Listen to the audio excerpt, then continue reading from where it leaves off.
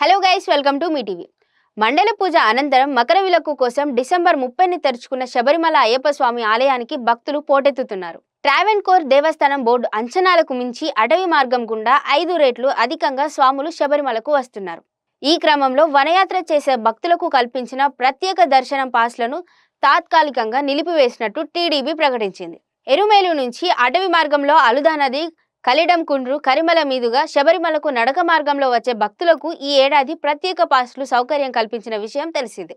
కానీ రద్దీ విపరీతంగా ఉండటంతో వాటిని తాత్కాలికంగా నిలిపివేశారు.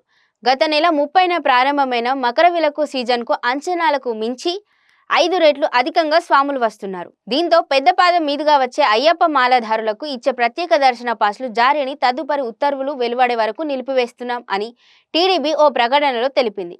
వర్చువల్ క్యూ, స్పాట్ బుకింగ్ టికెట్లు తీసుకున్న భక్తులతో పాటు వనయాత్రలో ప్రత్యేక పాసులు పొందుతున్న స్వాములతో పంబా నుంచి క్యూ లైన్లో దర్శనం కోసం వేచి ఉండే పరిస్థితి నెలకొంది.